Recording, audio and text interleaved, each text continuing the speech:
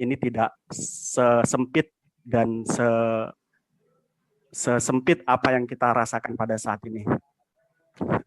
Baiklah kawan-kawan, saya akan memandu acara ini yang nanti ada sambutan dari Bapak Rektor dan kemudian selanjutnya disampaikan materi oleh beliau pemateri yang sudah hadir pada saat ini.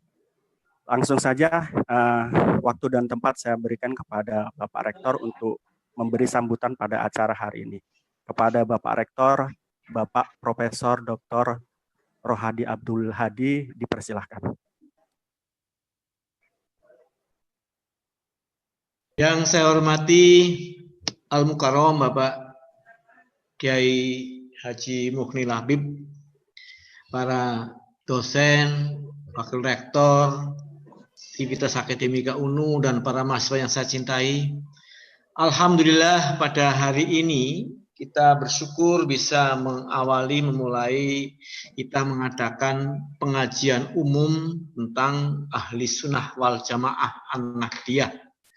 Ini agenda ini utamanya adalah terkait dengan kita dalam rangka menyambut Disnatalis atau Harlah UNU yang keempat yang insya Allah 30 November tahun ini. Adapun tujuan kita mengadakan pengajian Ahli Sunnah wal Jamaah adalah bermaksud untuk agar seluruh sivitas UNU dan juga mahasiswa UNU memahami betul bagaimana fikrah, harakah, dan amaliyah NU Ahli Sunnah wal Jamaah Nahdiyah ini. Kenapa ini saya tanamkan di sini? Karena kita tahu visi UNU adalah menjadi universitas unggul tahun 2032 dalam menghasilkan sumber daya manusia yang berkarakter Islam Ahli Sunnah wal Jamaah An-Nahdiyah, berjiwa wirausaha, berwawasan global, serta mengembangkan ipteks bermanfaat bagi kemanfaatan umat. Nah ini oleh karena itu tentunya bagi para mahasiswa dan nantinya calon sarjana perlu betul-betul menghayati mengenai fikrah, harakah, dan amaliyah NU itu seperti apa. Kenapa? Sebab dengan demikian saya berharap sebagai rektor, para mahasiswa, dan sarjana UNU nantinya. Sarjana UNU yang memiliki pola pikir yang insya Allah kalau menghayati ini semua, nantinya SDM sarjana UNU menjadi sarjana yang tidak bersifat reaktif, tetapi responsif. Karena pola pikirnya menggunakan fikrah Ahli Sunnah wal Jamaah ini. Jadi kita menanggapi sesuatu itu secara responsif, dianalisis secara metodologis, kemudian dengan kemudian secara moderat kita pertimbangkan secara komprehensif. Dengan demikian kita bisa menentukan sesuatu secara baik. Itulah karakter dari UNU. Bedanya UNU dengan universitas yang lain. Kita berharap di situ. Sarjana yang betul-betul memahami fikrah, harakah, dan amaliyahnya Ahli Sunnah wal Jamaah. Oleh karena itu kita memulai pengajian ini di era pandemi ini ya kita melakukan secara daring. Namun demikian insya Allah kalau kalian semua khususnya mahasiswa mengikuti, mencermati, mendengarkan apa yang disampaikan oleh narasumber Al-Mukarram hari ini, Al-Mukarram Kiai Haji Mukhnil Habib, dan berikutnya juga sudah dijadwal insya Allah para tokoh-tokoh Ahli Sunnah wal Jamaah Nahdiyah di Banyumas ini. Dengan demikian Anda betul-betul memahami sehingga betul-betul para mahasiswa nanti menjadi sarjana yang cerdas tapi berkarakter Ahli Sunnah wal Jamaah, berakhlakul karimah. Itulah yang cita-cita dari UNU itu seperti itu. Jadi bedanya dengan yang lain. Jadi tidak salah kalian masuk di UNU itu. Jadi itulah maksud dari pengajian ini, dan tentunya saya selaku rektor menyampaikan penghargaan dan terima kasih pertama kepada Pak Al-Mukarram Kiai Mukhnil Habib yang telah berkenan menginginkan waktunya untuk memberikan materi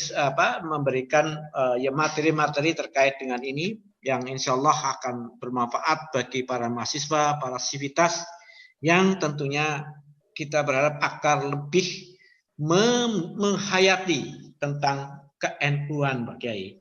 Saya kira saya tidak perlu perpanjang lebar, jadi itulah pengantar dari saya, dan selamat mengikuti. Dan saya kira nanti kalau ada acara, mungkin ada tanya jawab, silahkan para mahasiswa tanya saja, bertanya secara bebas, tapi tentunya beretika. Saya kira demikian, dan pengantar saya, wallahul muwafiq ila aqwamit thoriq. Wassalamualaikum warahmatullahi wabarakatuh. Waalaikumsalam warahmatullahi wabarakatuh. Terima kasih dihaturkan kepada Bapak Rektor dalam kaitan ini adalah Profesor Rohadi Abdul Hadi. Menginjak acara selanjutnya adalah pemateri dalam kaitan ini, nanti kita bagi diskusi kita kali ini dan kajian kita kali ini. Nanti pertama tentunya disampaikan materi terlebih dahulu oleh narasumber. Setelah itu nanti kita batasi pertanyaan, ya setelah materi setidaknya 3 pertanyaan agar nanti tidak mengganggu daripada aktivitas beliau pemateri dalam kaitannya adalah Kiai Haji Mukni Labib MSI. Oleh karena itu kawan-kawan, mari kita buka acara ini dengan bacaan Al-Fatihah bersama. Mudah-mudahan apa yang kita dapatkan, apa yang kita inginkan, dan juga daripada tujuan Universitas Nahdlatul Ulama semuanya diijabahi dan dimudahkan. Ala hadiniha waliridaya ta'ala. Al-Fatihah. Bismillahirrahmanirrahim. Alhamdulillah. Iyyaka na'budu wa iyyaka nasta'in. Shiratal ladzina an'amta 'alaihim ghairil maghdubi 'alaihim. Oke, sebelum saya berikan waktu kepada narasumber, saya perkenalkan dulu beliau. Kita adalah DRS Kiai Haji Mukni Labib MSI. Beliau adalah sebagai Rois Suriah NU Banyumas, juga sebagai dosen di IAIN dan Universitas Nahdlatul Ulama Purwokerto. Ini menjadi satu kebanggaan bagi kita. Jadi di Universitas Nahdlatul Ulama beliau juga mengampu beberapa makul dalam kaitan ini aswajah, itu yang mungkin menjadi satu barokah bagi kita yang saat ini belajar di Universitas Nahdlatul Ulama. Dan beliau juga sebagai pimpinan dari salah satu pondok di Banyumas, dan ini menjadi satu daya tarik bagi kita untuk terus mendengarkan apa kajian-kajian yang nanti beliau berikan kepada kita. Untuk selanjutnya kepada beliau Kiai Haji Mukni Labib MSI dipersilakan menyampaikan materi yang dipersilakan kepada beliau. Assalamualaikum warahmatullahi wabarakatuh.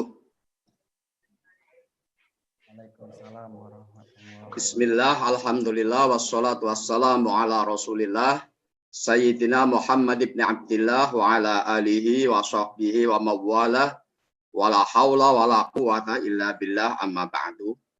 Yang terhormat Bapak Profesor Dr.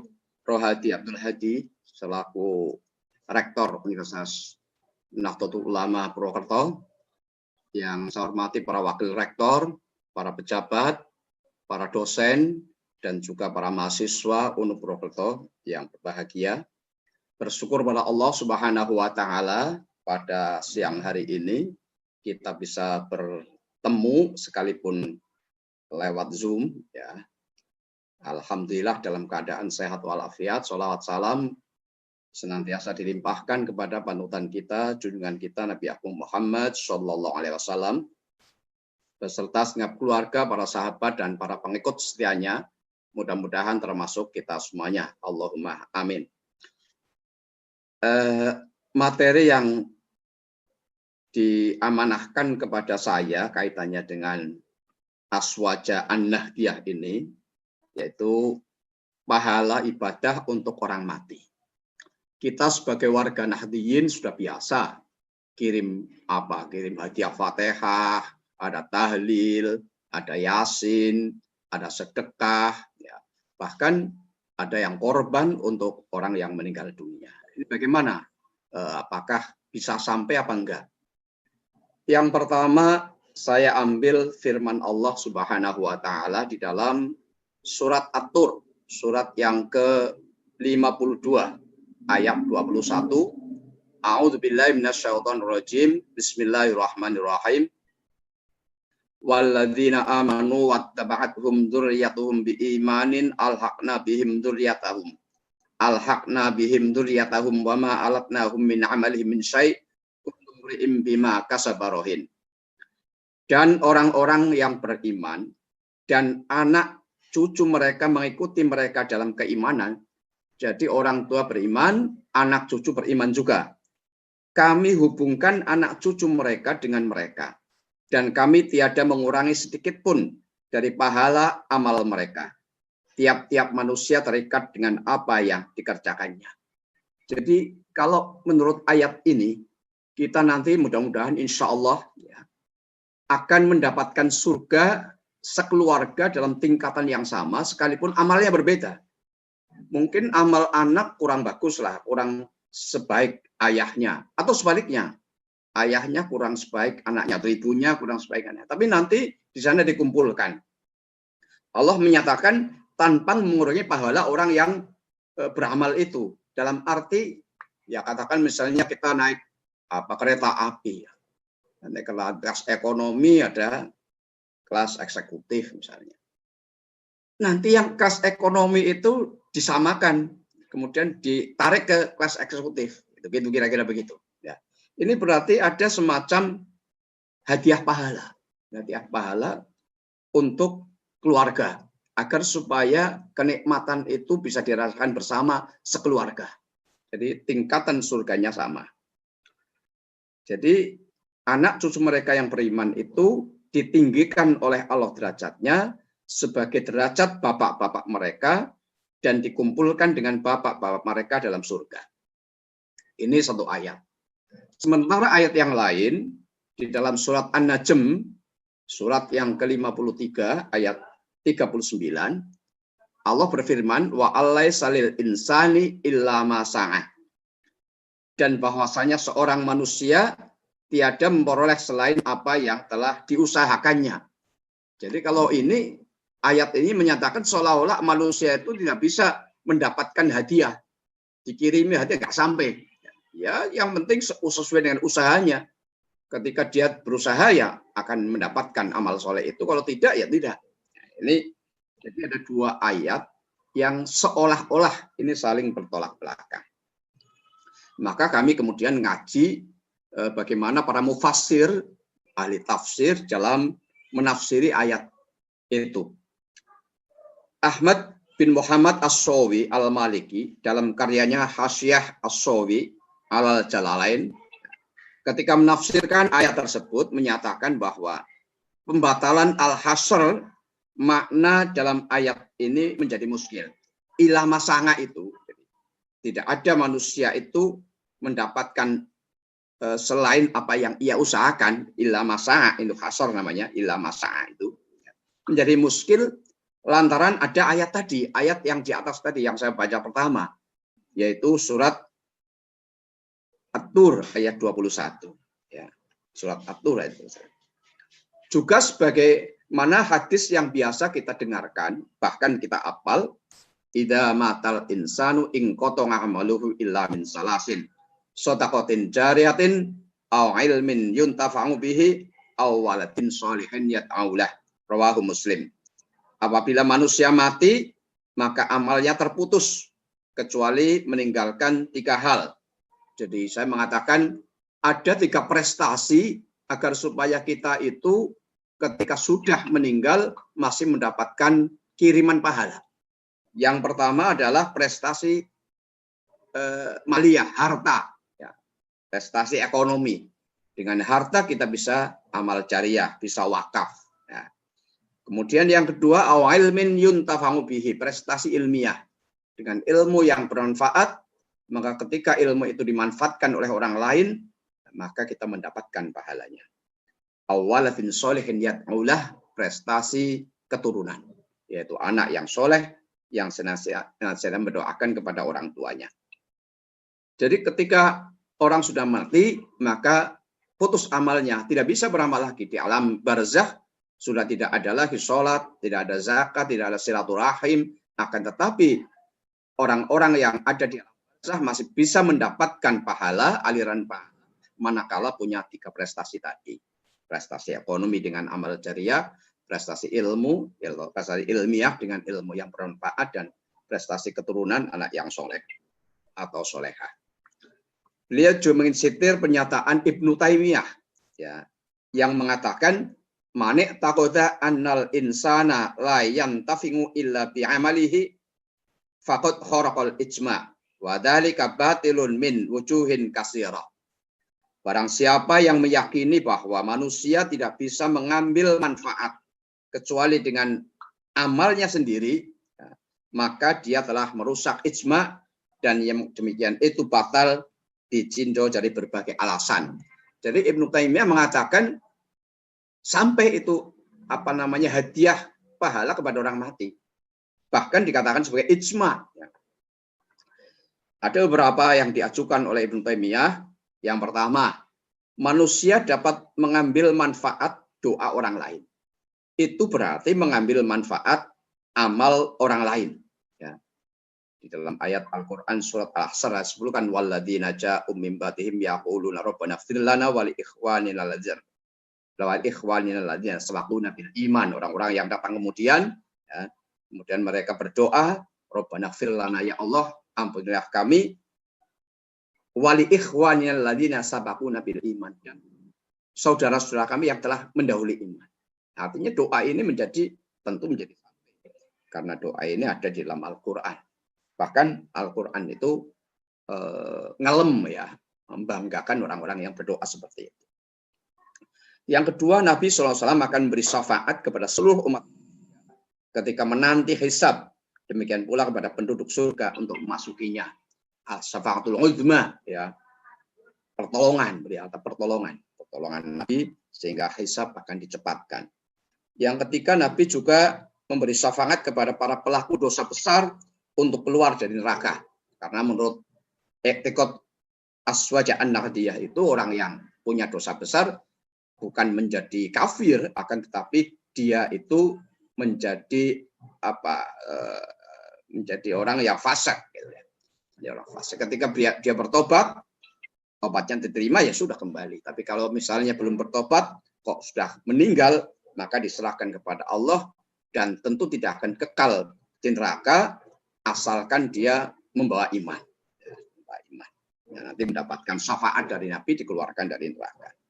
Yang keempat, malaikat senantiasa berdoa dan memohonkan ampun untuk kepentingan manusia yang ada di bumi.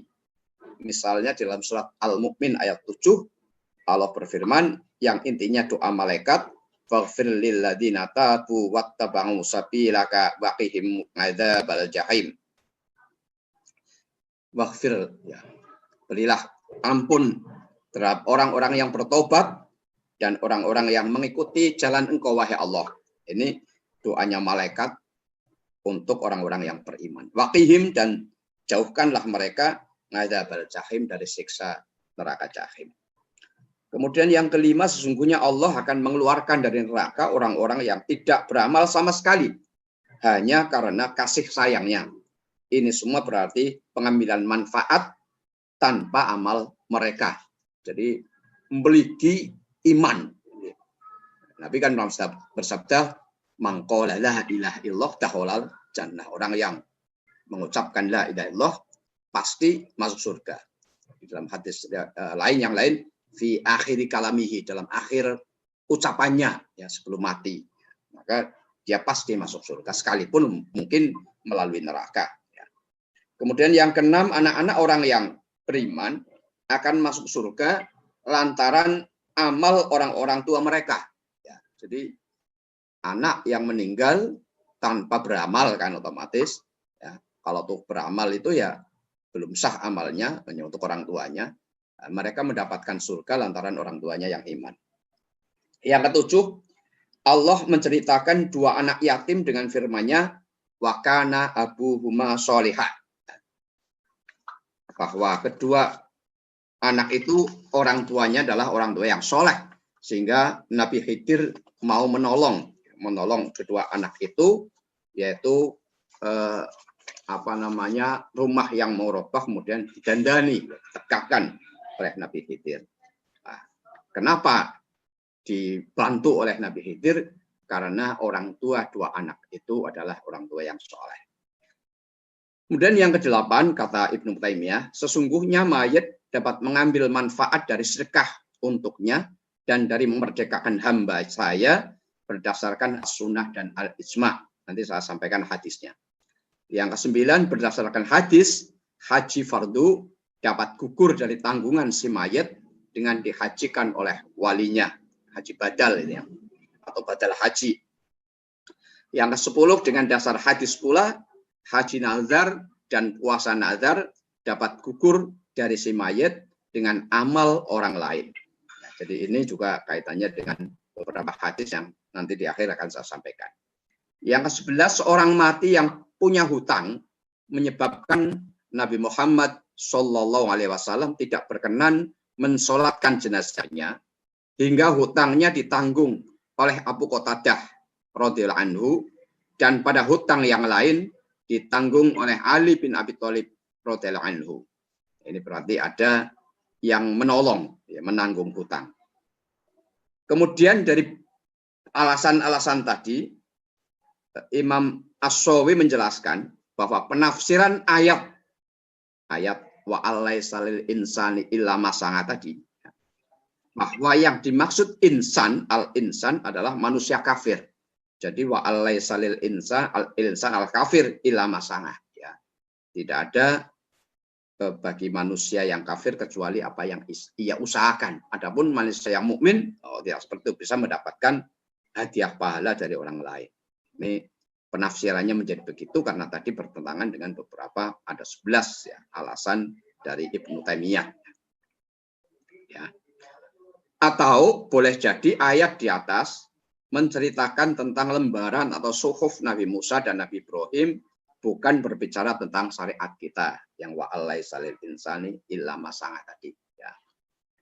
Kemudian Ali bin Muhammad bin Ibrahim al-Baghdadi yang dikenal dengan nama Al-Ghazin dalam karyanya Lubabut Ta'wil fi Ma'ani Tanzil, Lubabut Ta'wil fi Ma'ani Tanzil, antara lain menyatakan bahwa ayat dalam surat An-Najm 39 tadi itu dihapus hukumnya dengan surat At-Tur ayat 21. Jadi wa alaisalil insani illa masanga, kata tafsir Ghazin itu hukumnya sudah dihapus, ayatnya masih tetap, tapi hukumnya sudah dihapus lantaran ayat At-Tur tadi, walladzina amanu wattaba'athum dzurriyyatuhum. Pendapat lain menyatakan bahwa seorang tidak mendapatkan kecuali sesuai hasil usahanya itu, ditinjau dari keadilan Allah. Sedangkan bila ditinjau dari anugerah Allah, maka boleh saja dia tambahkan seseorang sesuai dengan yang dikehendaki oleh Allah Subhanahu wa taala. Para hadir yang saya hormati, kemudian Imam Az-Zamakhsyari, Mahmud bin Umar Az-Zamakhsyari dalam karyanya Tafsir Al-Kasyaf antara lain berpendapat bahwa amal orang lain tidak akan bermanfaat bagi seseorang bila orang lain tersebut beramal hanya untuk dirinya. Namun bila orang lain beramal dengan niat untuknya, ya, maka menurut syara seperti wakilnya yang menempati kedudukannya. Berarti pahalanya sampai seperti amal sendiri. Artinya ada hadiah. Biasanya dikatakan Allahumma taqabbal wa ausil samaba, misalnya sawaba makorokna dan seterusnya. Ya, jadi itu ada pernyataan seperti itu, maka menjadi sampai. Berikut ini saya sampaikan beberapa hadis tentang amal orang yang hidup untuk orang yang mati. Yang pertama tentang sedekah. Aisyah radhiyallahu anha menceritakan ada seorang laki-laki datang menghadap Nabi Muhammad SAW. Lalu ia berkata, ya Rasulullah, inna ummi uftutilat nafsuha walam tusi wa adunnuha law takallamat tasaddaqat afalaha ajrun in tasaddaqtu anha qala na'am muttafaqun alaih.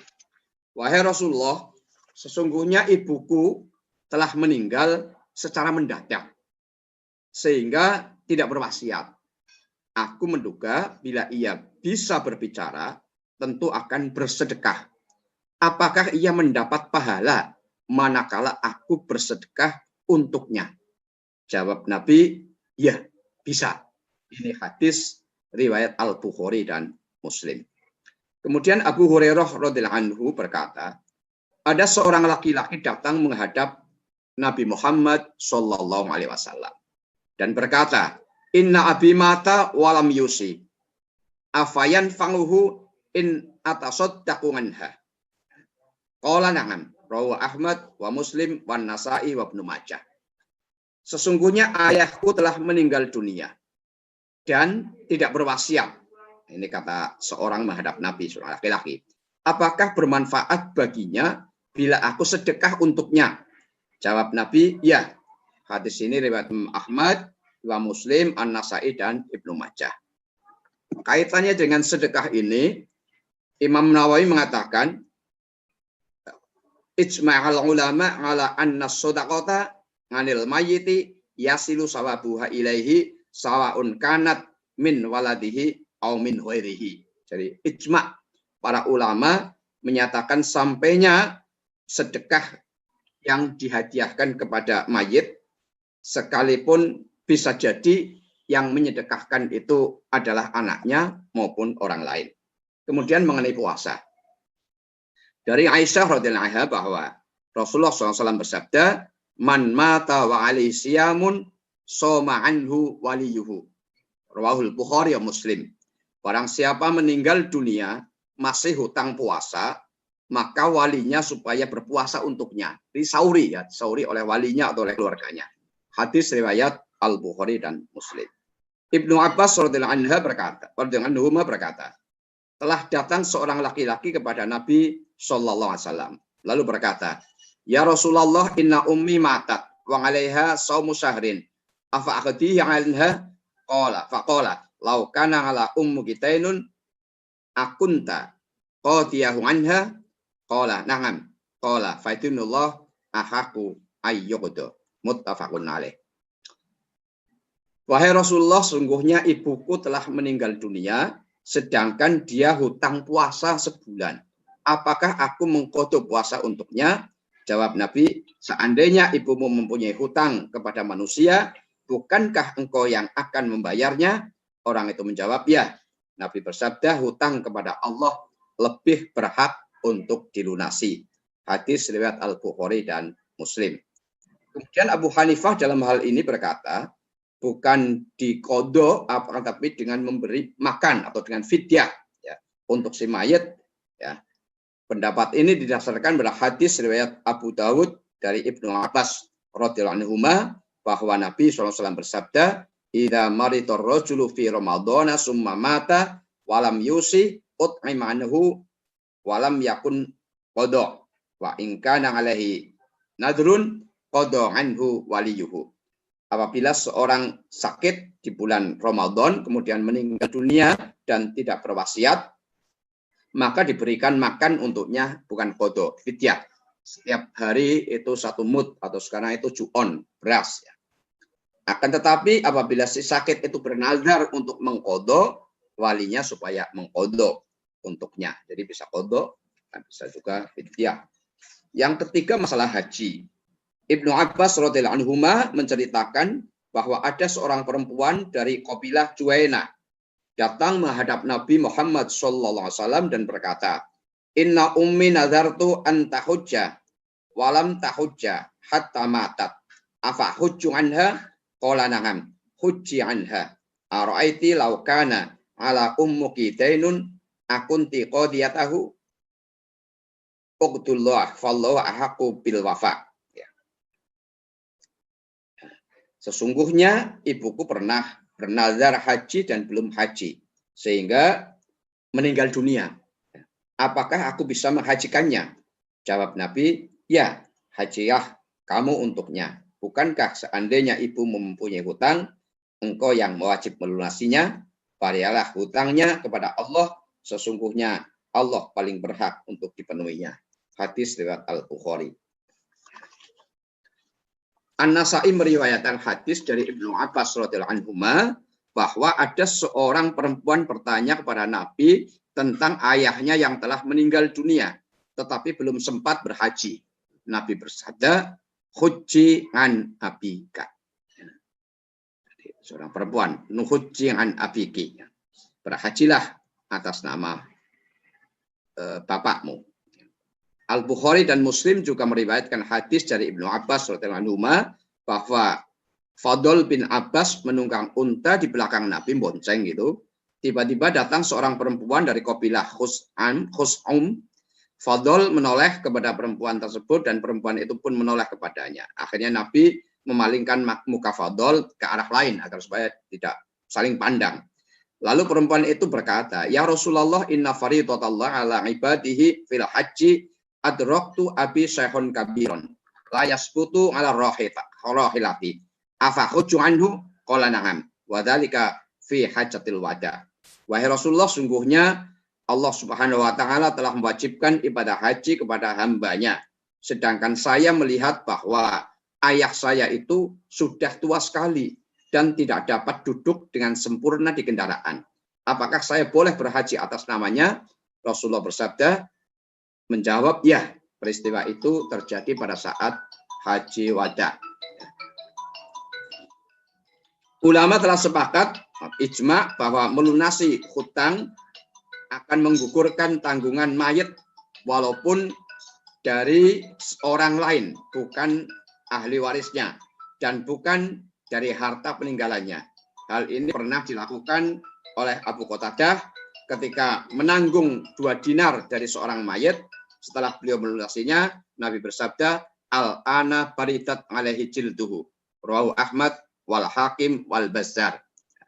Sekarang kulitnya telah dingin.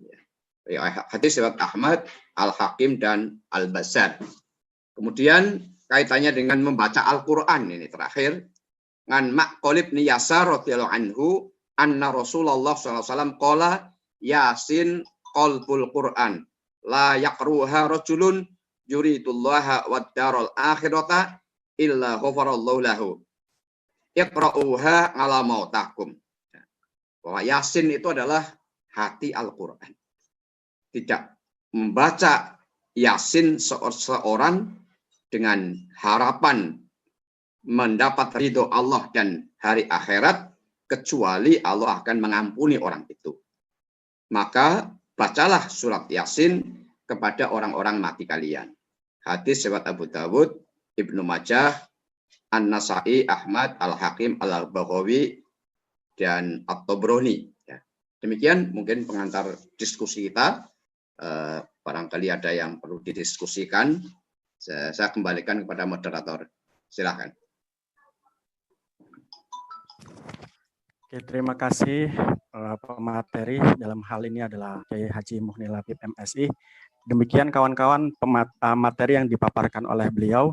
Jadi bukan hanya sedekah saja yang bisa sampai kepada mayit, melainkan beberapa hal tadi seperti puasa, kemudian haji, bacaan Quran, bahkan hutang yang belum ditunaikan, ini semua bisa diselesaikan oleh yang masih hidup. Dalam kaitan ini ahli warisnya, putra-putrinya, ataupun saudara-saudarinya.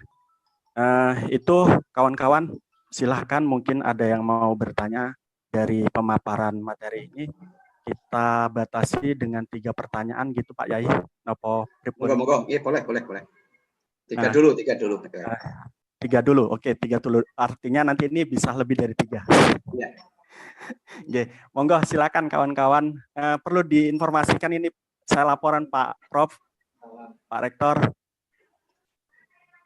bahwa dalam forum ini ternyata tidak hanya diikuti oleh mahasiswa UNU Purwokerto, tapi juga diikuti oleh kawan-kawan kita dari YN, Unsud, dan juga kawan-kawan dari PCNU lain. Alhamdulillah. Gitu. Alhamdulillah. Nggih, monggo silakan kawan-kawan yang lain mungkin ada yang bertanya atau menanggapi beberapa hal tentang pemaparan materi tadi. Silakan.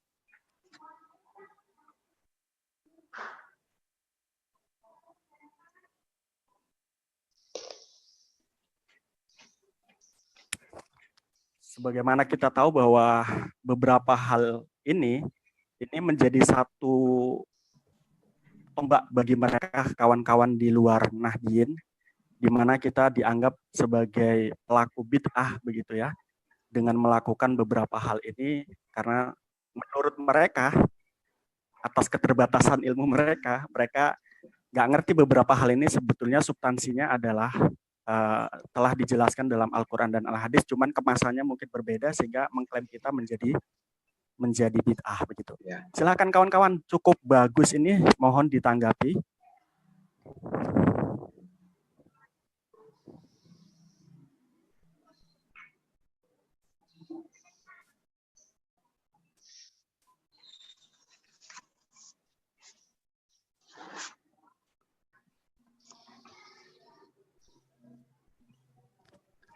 Monggo bisa juga dari dosen juga mungkin mau bertanya tentang perihal amaliyah-amaliyah yang tadi telah dipaparkan.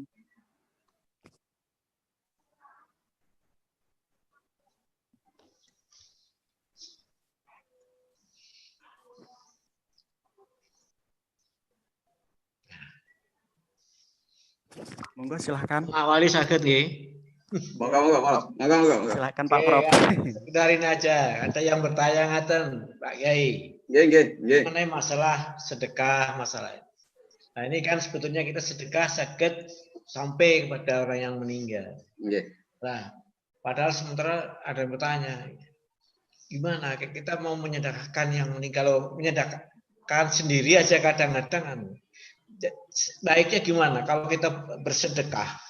Kalau kita niat, ini kembalikan ke niatnya Pak Kiai. Apakah kita niatkan untuk menyedekahkan katakanlah orang tua kita, ataukah niat pokoknya kita bersedekah? Ingkang saya itu studi Pak Kiai. Matur nuwun. Ya. Oke, itu pertanyaan pertama mungkin langsung bisa ditanggapi ya. Jadi kita saja ini butuh sedekah sendiri. Kok kita menyedekahkan orang tua yang kita apa begitu? Kira-kira bisa nggak ya sedekah itu dibagi kita dengan orang tua kita yang sudah meninggal? Mungkin itu ya. Pak Rohading pertanyaannya. Ya. Jadi agar biasanya itu dapat gitu. Oke, iya. Biasanya kita itu kan ketika orang tua meninggal ada tahlilan itu, tahlilan itu sedekahnya langsung saja dihadiahkan kepada si mayat. Sehingga bukan hanya tahlilannya, akan tapi juga katakan jaburannya lah medangannya itu diniatkan saja untuk orang tua, untuk yang meninggal. Itu baik yang hari pertama, kedua dan seterusnya. Itu yang pertama seperti itu. Yang kedua, bisa jadi kita itu misalnya punya uang 2 juta, ada pembangunan misalnya masjid di samping kita. Udahlah, yang 1 juta untuk saya pribadi, yang 1 juta ini untuk orang tua saya. Ya, bisa seperti itu. Jadi bisa seperti itu. Jadi bisa dibagi seperti itu. Berapapun misalnya.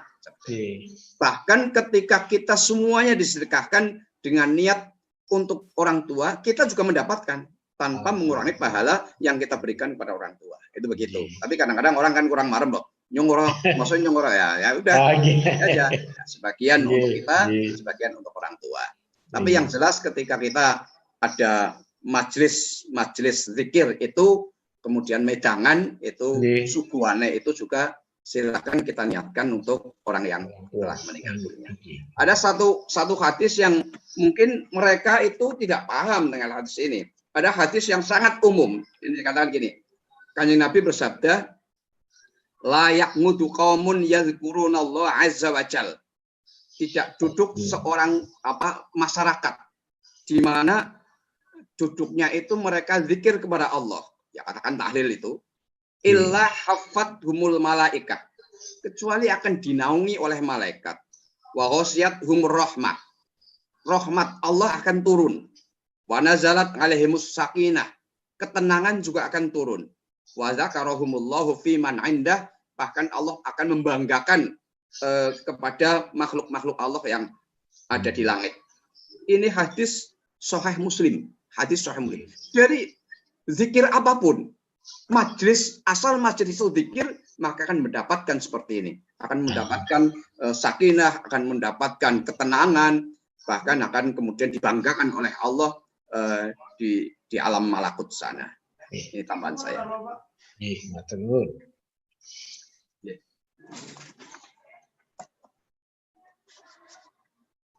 Mas Agus, itu ada yang dari chat, pertanyaan di chat bagus itu.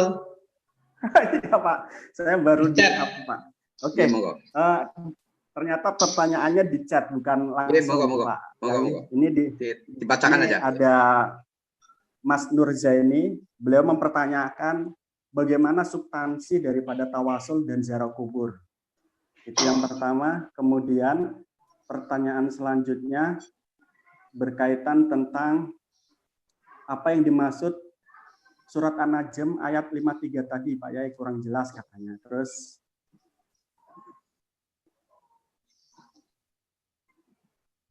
ya.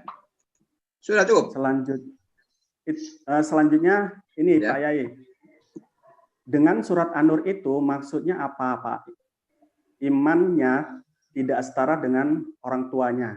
Ini yang dimaksud dengan imannya tidak setara dengan uangnya. Kemudian ikut masuk surga itu gimana penjelasannya, Pak Yai? Ya. Yang pertama yang saya tanggapi yang terakhir itu. Jadi kaitannya dengan dua surat sebetulnya. Jadi saya mengatakan ada dua surat yang seolah-olah kontradiktif.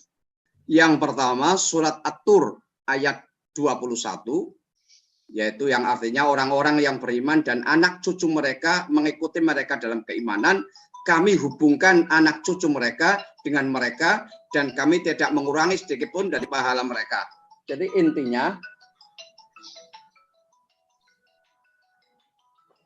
intinya itu bahwa keluarga itu akan menjadikan satu tingkat di dalam surganya, sekalipun amalnya berbeda.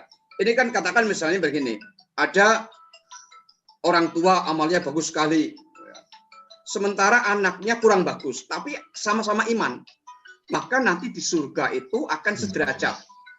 Ini artinya kan berarti, karena di surga sederajat itu artinya ada semacam pertolongan dari orang tua kepada anaknya biar sederajat.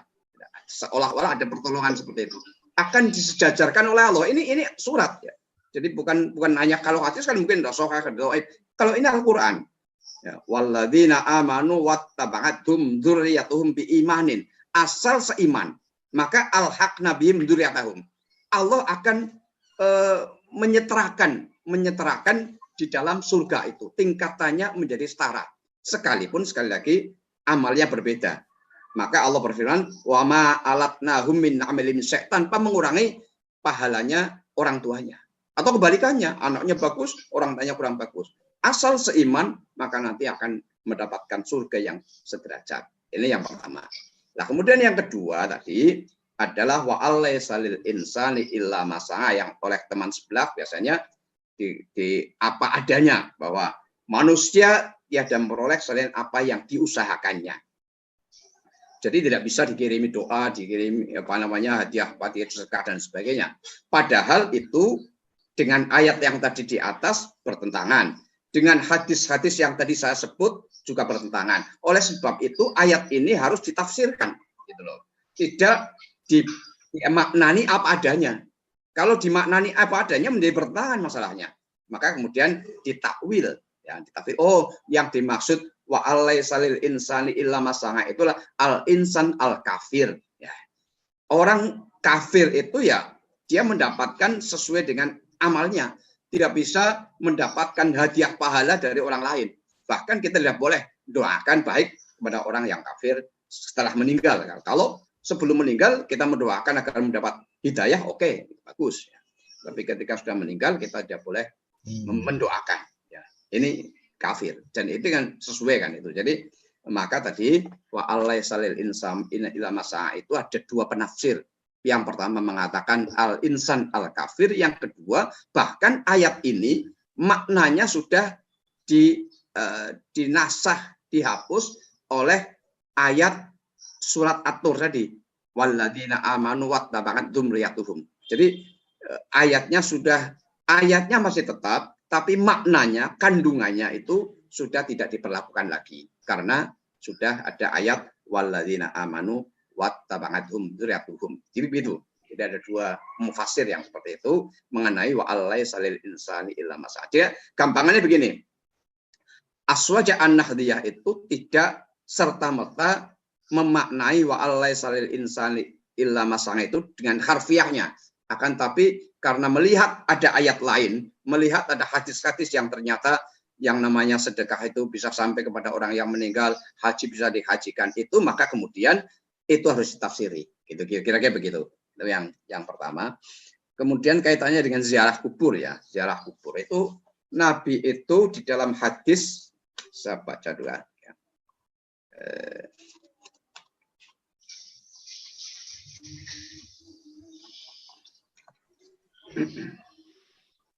Setiap tahun itu Nabi ziarah ke kuburan Uhud ya, ke kuburan Uhud ya. Nabi itu setiap tahun ya, setiap tahun. Dikatakan annan Nabiyya sallallahu alaihi wasallam kana ya'ti kuburo suhada'i Uhudin ala roksi kulli haulin. Nah, ini gambaran di Nahdiyon ada haul itu memang ada bahasa hadis ala roksi kulli haulin. Setiap awal tahun Nabi itu selalu ziarah ke kuburan syuhada Uhud, ya, Uhud untuk mendoakan. Dikatakan fayaqulu ya assalamualaikum bima sabartum fa ni'ma uqbad.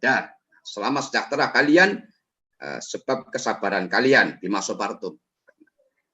Karena kesabaran kalian yaitu di perang Uhud itu fa ni'ma uqbad, maka sebaik-baik kenikmatan adalah kenikmatan yang akhir itu, di akhirat itu. Rawahu Ibnu Abi Syaibah ya. Di dalam riwayat yang lain kana yazuru kubur syuhada'i fi ra'si kulli haulin sama ya. Setiap. Jadi intinya ziarah kubur itu kita supaya uluk salam. Uluk salam itu kan doa. Doa. Dan kita tidak mungkin uluk salam kepada benda mati. Kalau kita misalnya ketemu kerbau misalnya binatang, enggak uluk salam. Tapi kepada kuburan itu kita otomatis berarti ada jawaban. Ada jawaban dari itu. Ya. Kalau tidak, tentu tidak ada syariat itu. Jadi supaya kita uluk salam. Jadi ini ziarah kubur intinya mendoakan. Karena uluk salam itu doa. Bahkan suatu ketika, ini hadisnya Sahih Bukhari, Nabi itu ternyata memperhatikan ada seorang perempuan yang biasa nyapu di Masjid Nabawi. Ya mungkin kalau sekarang istilahnya nyapu, kalau dulu mungkin ya ngeresiki lah. Karena mungkin kan lantainya tanah ya atau pasir ya. Tapi intinya ngeresiki. Nah, suatu ketika Nabi tidak melihat orang itu. Kemudian ditanya kepada sahabat, sahabat, itu perempuan yang biasa nyapu itu di mana?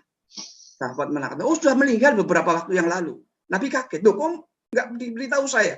Jadi sahabat rupanya tidak memberitahu Nabi karena dianggap ini orang biasa lah, tukang nyapu dan orang kulit hitam betul. Nabi marah.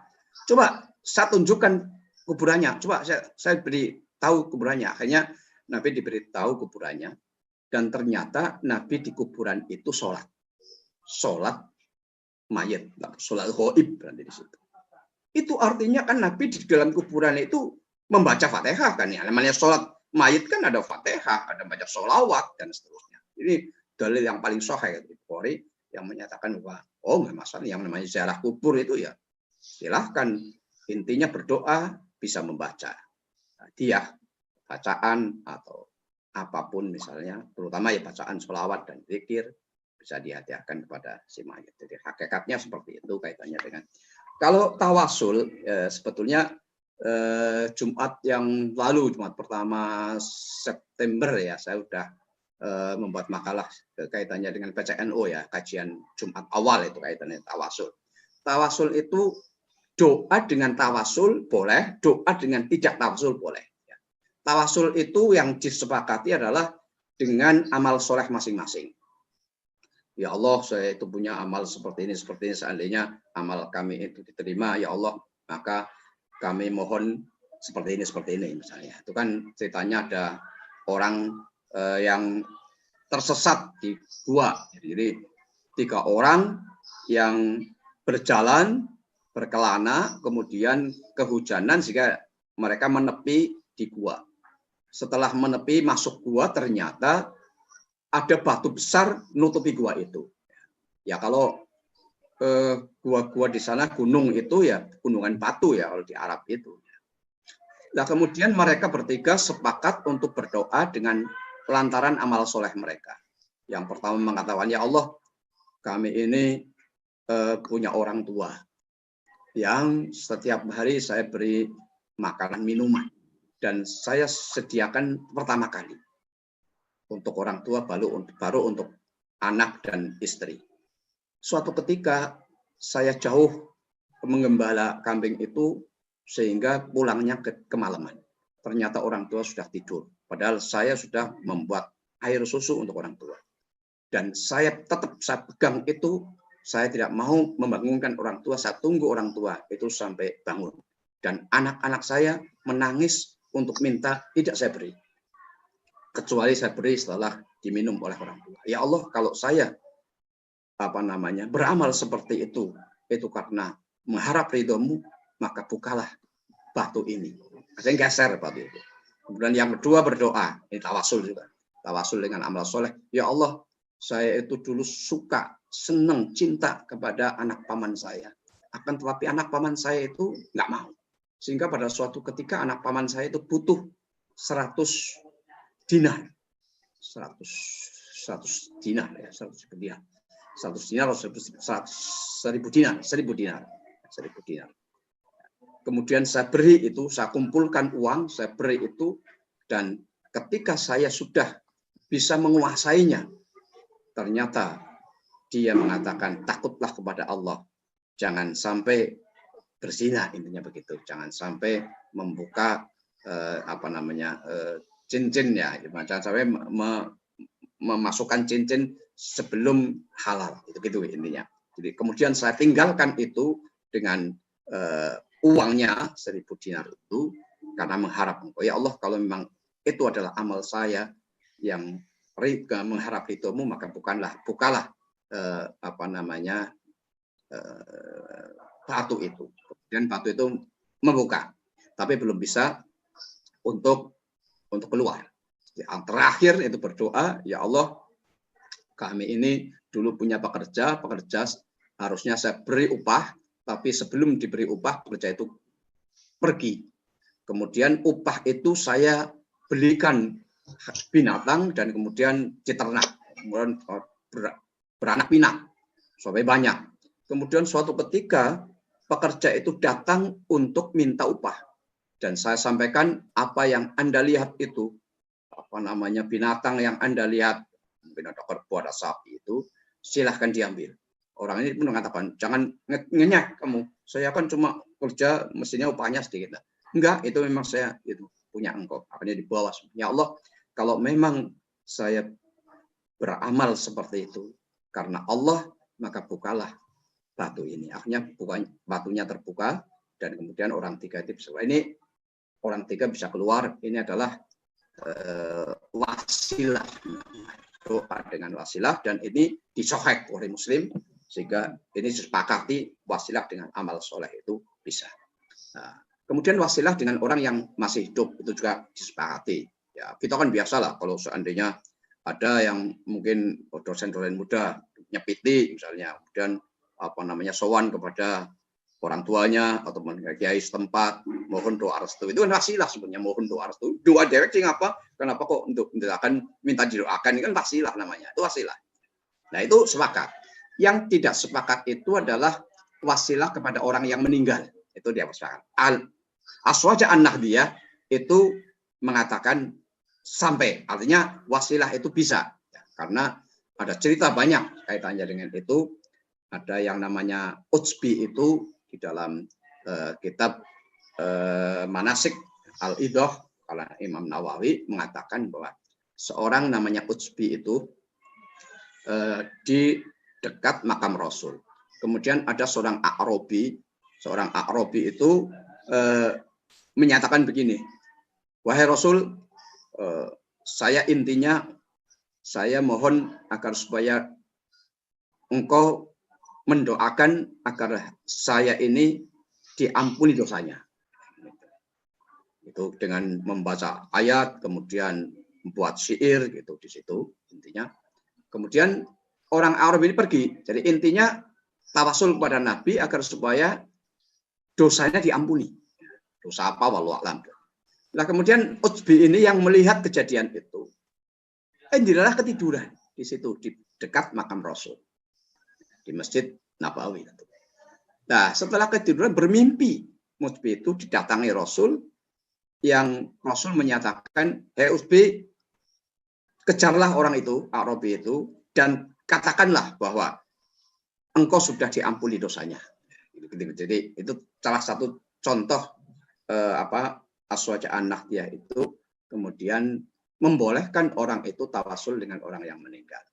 Karena apalagi kalau misalkan orang itu ulama, mujahidin, bal ahya'un 'inda rabbihim yurzaqun. Mereka tidak mati, bahkan mereka itu ahya'un, hidup di sisi Allah dan mereka diberi rezeki. Itu Quran, sehingga tidak nahdiyin khususnya itu tidak masalah, sehingga kita itu ziarah ke Wali Songo, ziarah kepada makam orang tua tentu aja, kemudian tawasul dengan para ulama yang sudah sumare itu diperbolehkan. Jadi tawasul adalah doa yang intinya dengan wasilah, dengan lantaran kepada tadi amal soleh kita itu disepakati, kepada orang yang masih hidup disepakati, orang yang meninggal lah kita mengambil seperti itu. Yang penting bukan minta kepada orang meninggal, akan tetapi orang yang meninggal itu didoakan, harapannya agar supaya orang yang meninggal, yang sudah meninggal itu mendoakan kepada kita. Itu intinya begitu, bukan pernah minta kepada orang meninggal. Itu perbedaannya di situ. Saya kira itu apa yang dari Pak Nur Zaini ya. Terima kasih, mungkin ada yang lain. Sebelumnya saya ingatkan dulu bagi kawan-kawan yang sudah bergabung di Zoom ini, silahkan mengisi presensi atau absensi di link chat agar nanti ini menjadi satu dokumentasi yang digunakan sebagai dasar sikap yang nanti akan dilakukan oleh panitia begitu. Selanjutnya Pak Yai ada 3 penanya lagi, mohon izin sakit nopo mboten Pak Yai. Ya, satu lagi lah ya. Satu. Oke. Oh, satu. Okay. Begini Pak Yai. Tadi banyak sekali ya pertanyaan yang ada di chat itu. Saya ambil yang paling bagus lah begitu insya Allah. Di sini Pak Yai tadi dijelaskan bahwa kita bertawasul itu diperkenankan, baik itu dengan orang yang meninggal ataupun yang tidak meninggal. Nah, karakteristik daripada tawasul itu sendiri itu ada yang dilakukan dengan menggunakan nama atau nama seseorang, contohnya ila hadrati Syekh Abdul Qadir Jilani. Nah, begitu Pak Yai. Dalam kaitan ini bagaimana konstruk dalil untuk masuk ke dalamnya gitu ya. Ini pertanyaan dilontarkan oleh Mbak Pontiani. Monggo Pak Yai. Ya, jadi di dalam Al-Qur'an saya kira panjenengan semuanya sudah paham. Innallaha wa malaikatahu yusholluna 'alan nabi. Ya ayyuhalladzina amanu shollu 'alaihi wa sallimu taslima. Hai orang-orang yang beriman, silahkan kau itu mendoakan kepada Nabi. Shollu 'alaihi wa sallimu taslima. Jadi ilah hadrati itu sama kan itu. Nabi Mustafa SAW itu kan doakan kepada Nabi. Shollu 'alaihi. Allahumma sholli 'ala sayyidina Muhammad wa 'ala sayyidina Muhammad. Intinya di situ.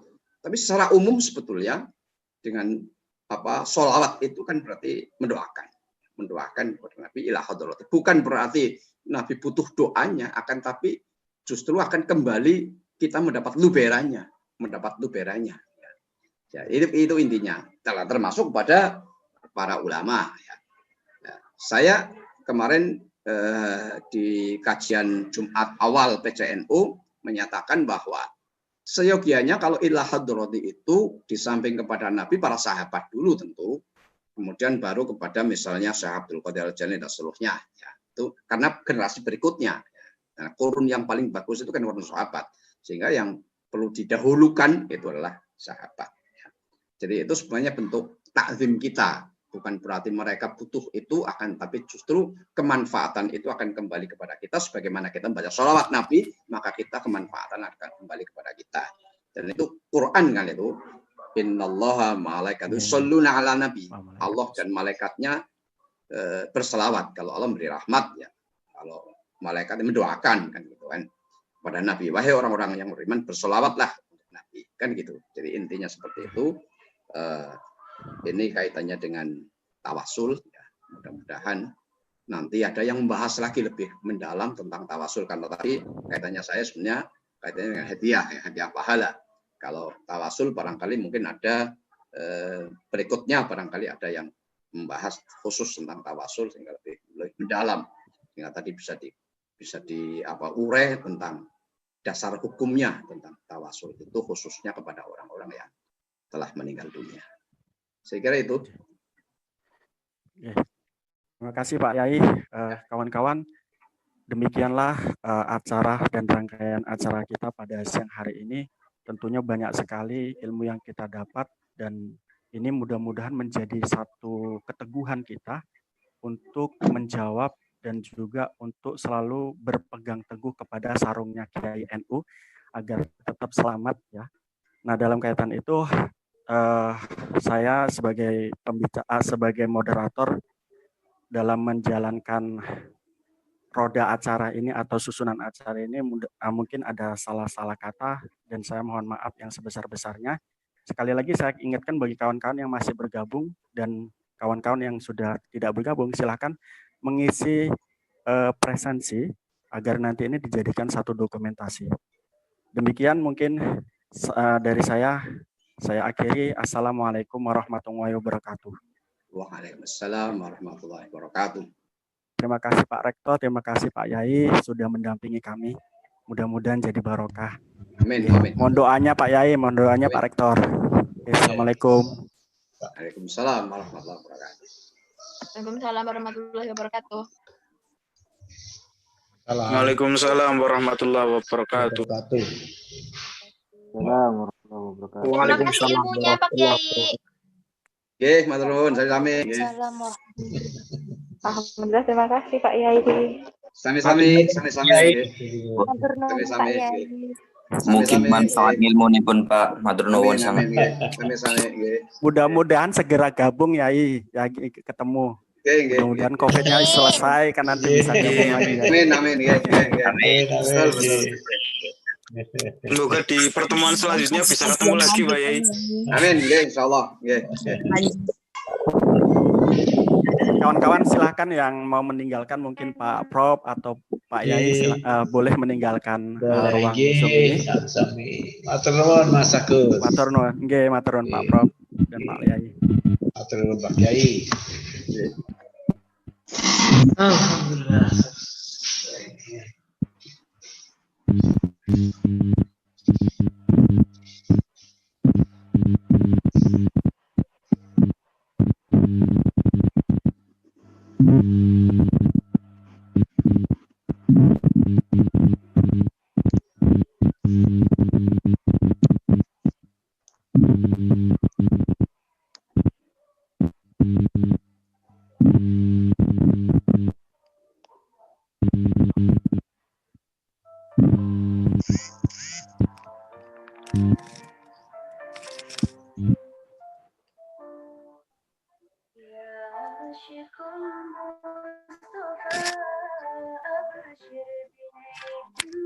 Yang lain juga sudah bisa keluar kawan-kawan.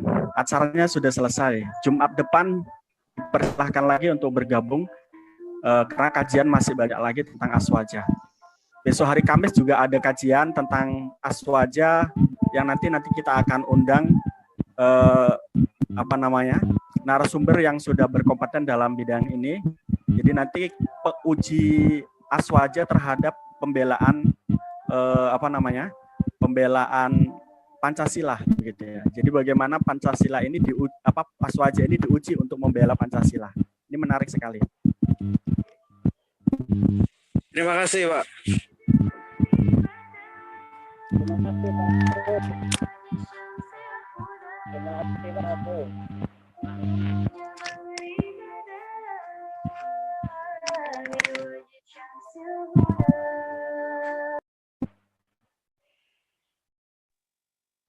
Pak, izin keluar Pak. Assalamualaikum warahmatullahi wabarakatuh. Terima kasih.